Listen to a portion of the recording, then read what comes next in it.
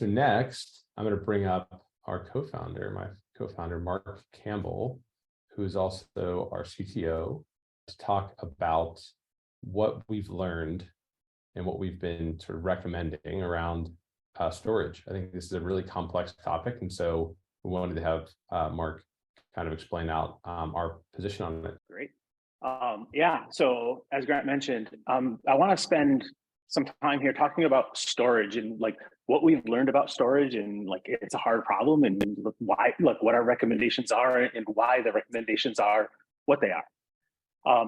So this is really specific around how you solve for storage when you're shipping the embedded cluster or curl. Alex Parker earlier mentioned some of the new features that we've had around storage providers in some reduction in surface area of COTS that we've shipped recently in the App Manager to support this. But we're going to dig in and really get a little bit technical here and talk about storage in the embedded cluster.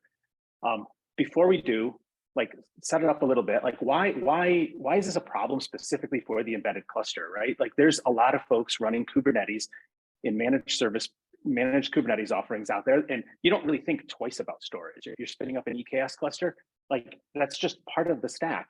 And that's because with these managed services, like they solve that in the infrastructure layer. It's a managed service that you're also getting that handles storage. For an example here is in AWS, if you spin up an EKS cluster, you get this GP2 storage class underneath the hood. It's the default storage class. It just solves everything for you. So you can just deploy a stateful set and the data is going to be there, and that will move around for you as pods are rescheduled.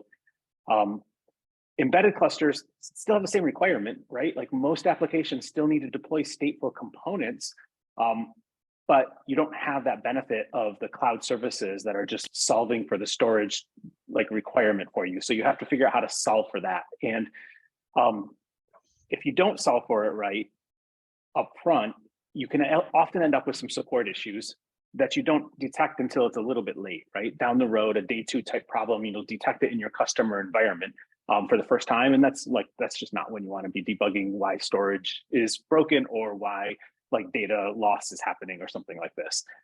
And the last bullet point here, really talk about how we differentiate between storage needs. There's like spoiler here is there's no one size fits all storage solution. This becomes like a decision. You have to really look at how your application is packaged, what the needs of your application are, and then like the trade-offs you get as you actually choose the storage provider in the embedded Kubernetes cluster. And the goal here is really just to provide that framework for you, the context to help make that decision.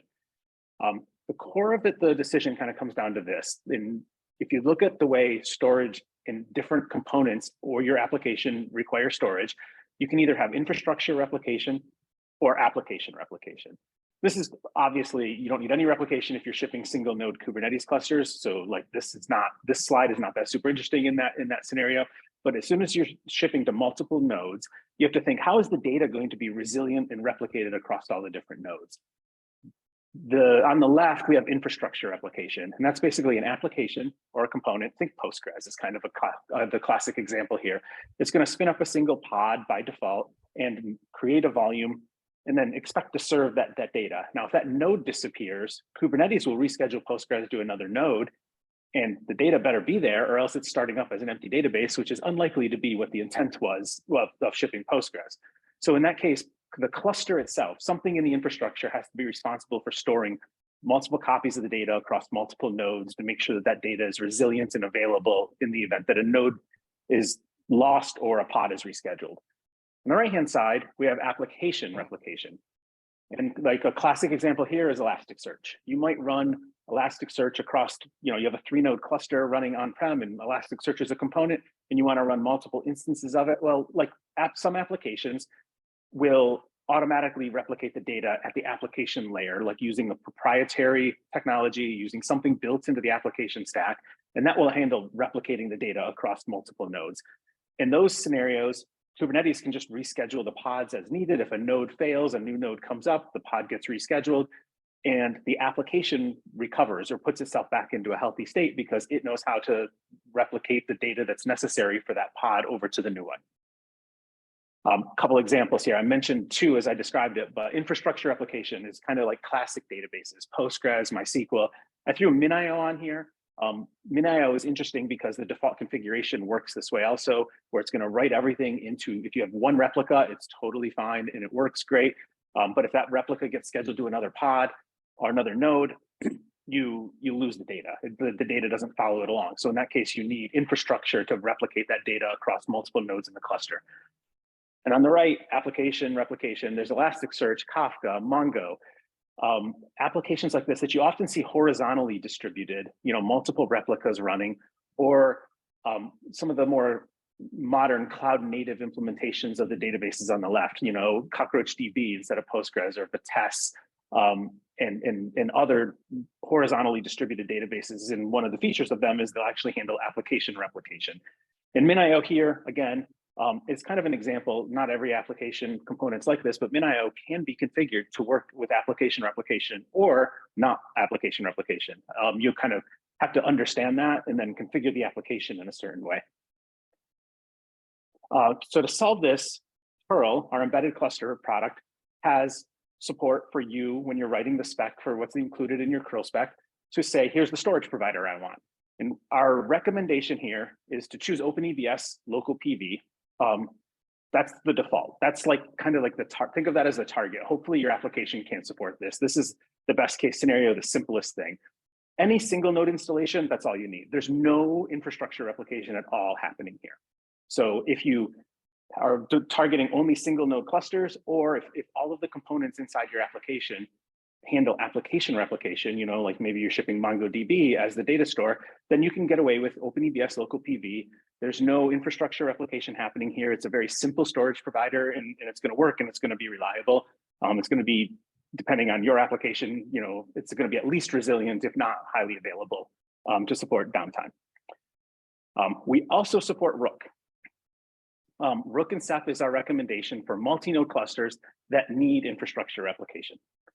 Like if you're going to target 3, 5 node, 7 node clusters, and you want to ship Postgres or MySQL, as a kind of like the classic example again, you should ship with Rook here to handle that, because Rook will handle the distribution and the replication of that storage across multiple nodes. So if a node goes down, you're not going to lose that data.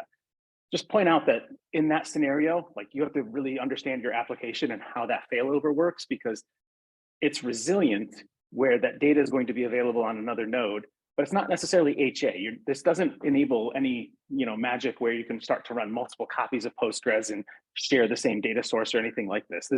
There will likely be downtime as a pod is rescheduled, but you can configure this so there won't be data loss during that time. So that's the two choices that we recommend, but we also do support both. You can include both. Many applications use more than one database. And in that case, like in this spec here, you can say I have OpenEBS and Rook, and I just specify the storage class name for them. If you're not familiar, storage class name allows me, when I'm requesting a volume in Kubernetes, to say I need whatever driver is filling this storage class. So here I say OpenEBS, the storage class name is local, and Rook, I'm going to specify the storage class name is distributed. You can use whatever names you want here. But for applications that do need both, you should include both. Don't default to like lowest common denominator and say everything can run on Rook, and we'll talk about why. When you reference the storage class, here's a stateful set, like a very, very simple version of it. You'll just say the storage class name. Normally this would just be a string field, and you'll say it's local. Well, if you're targeting embedded clusters and existing clusters, you probably need this to be a little bit more dynamic. So this example here just says a storage class name using the replicated COTS template functions. You can say if it's curl, I want it to be local. This might be MongoDB that I'm distributing as a stateful set. Else, use the tilde symbol, and that just basically says don't include it. That means for existing cluster installs, this is going to use whatever the default storage class is that the cluster is running. So this example here allows me to target a curl embedded cluster, and I'll get the local storage class filled by OpenEBS LocalPV. But if I do the install on Amazon EKS, I'm going to get Amazon EKS's GP2 or whatever the default is there. It allows me to not have to think about or increase the requirements for my customer. You can take this and make it a little bit more complicated for additional use cases too. It might be, certain applications, you might have a need where the end customer needs to be able to specify the storage class when running it on their existing cluster. So you can throw a config option on the config page inside the admin console, allow them to optionally specify a storage class. And then in this case, now what we have is, if it's curl, I want it to be on local, filled by OpenEBS LocalPV. Else, if they provided a storage class, use that storage class. Otherwise, let's use the default. You can make this pretty complicated. We'll actually get some sample code up in our community site too to show you how to do this. I think this is, like the nested if statements here get to be a little bit kind of like tricky to look at when you're looking at YAML, but it does give you the flexibility to do what you need to do. So that's our recommendation. Local PV, whenever you can, if you don't need infrastructure back storage, Rook if you do, or both if you have the combination of both. Now, I want to talk about why we recommend that, because we've gone through like several recommendations. We've learned a lot, I want to explain why this is our recommendation to help you understand why this is important right now. Like Rook could just be your storage provider for everything. You can just say, you know what, this is too much. I don't need this complexity. I'm going to ship Postgres, but I'm also going to ship Elasticsearch. Rook can fill both of those requirements. Why do I need to actually ship two storage providers for these two different databases?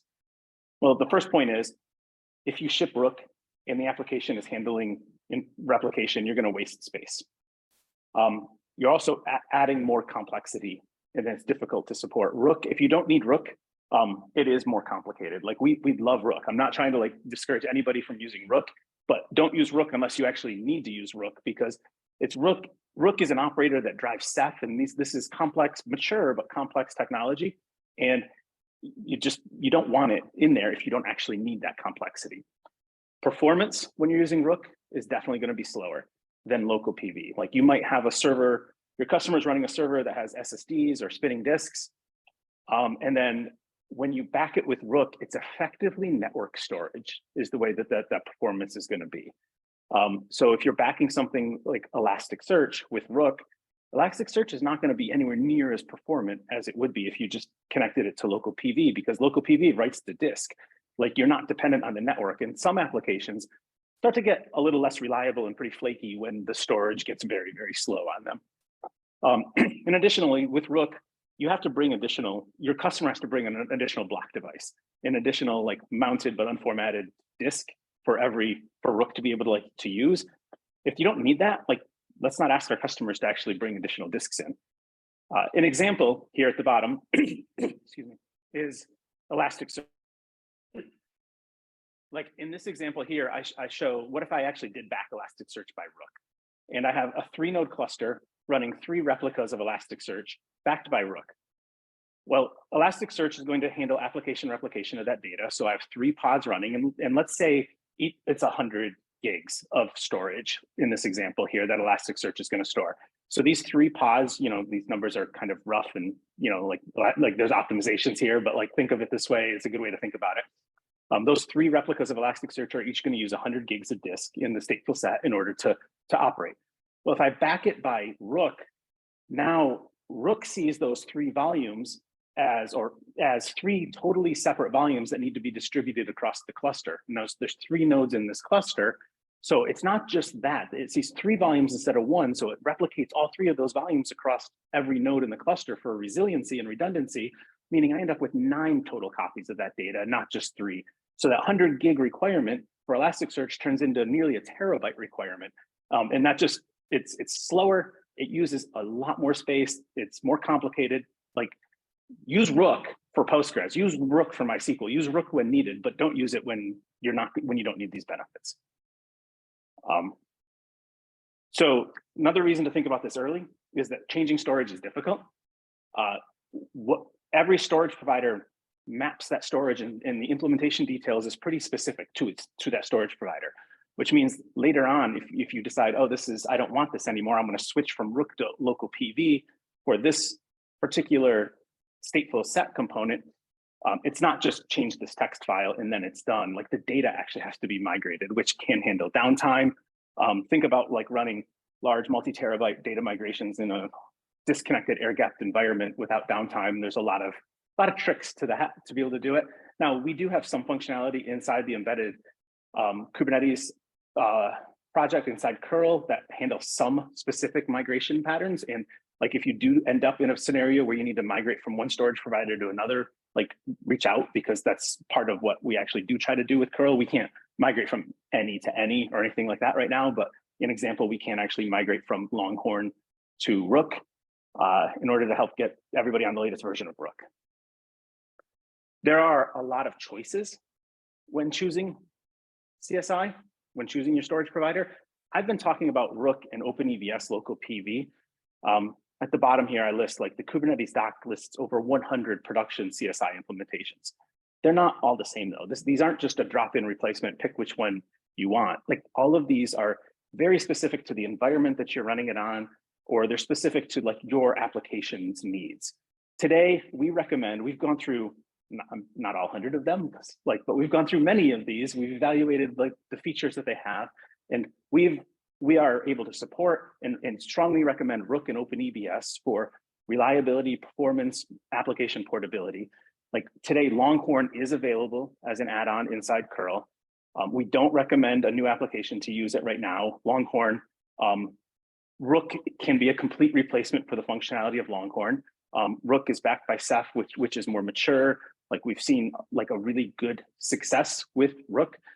If you are shipping on Longhorn today, like I mentioned before, we have some functionality that allows you to automatically handle that migration inside your customer environments from Longhorn to Rook. So, you know, we can handle that. We have no other plans right now. Rook and OpenEBS seem to be solving all of the problems that we have with storage.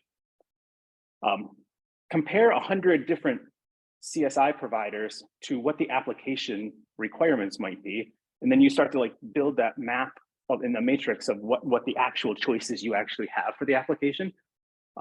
At the top here, we have read-write once volumes.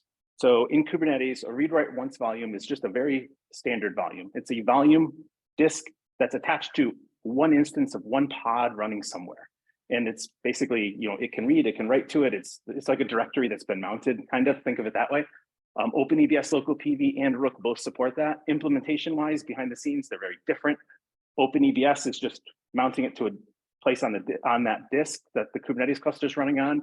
Rook is using an unmounted block or an unformatted block device where it actually handles that for you and then handles replicating it across the cluster. Sometimes though, you do need Rook. As I mentioned, if you need resilient storage that's distributed, that can tolerate a node loss, and the app can't do it, then you need Rook.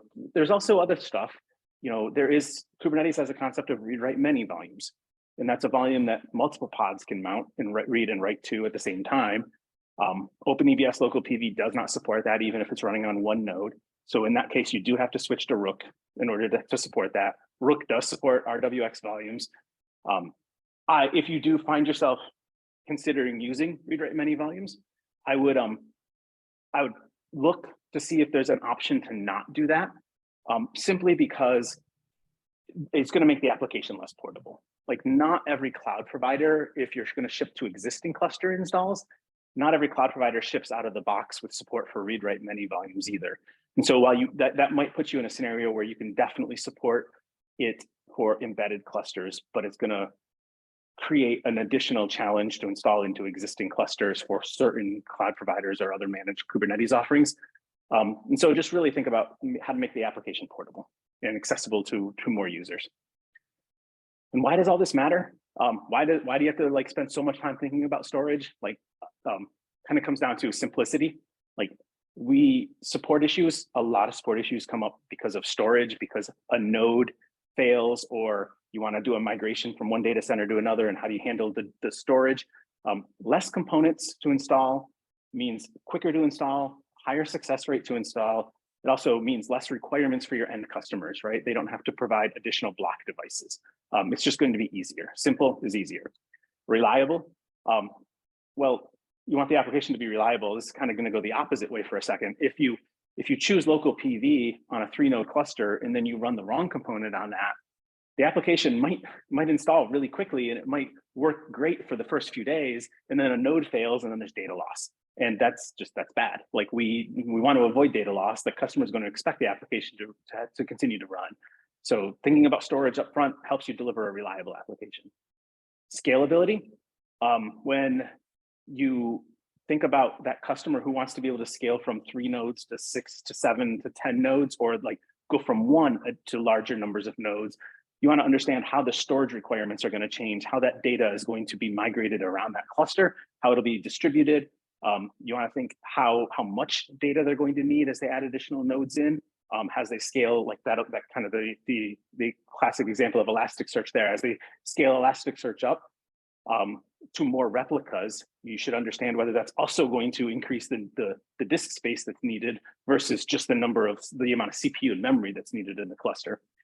And then portability. If you choose, your decision on storage can make your application less compatible with some existing Kubernetes clusters.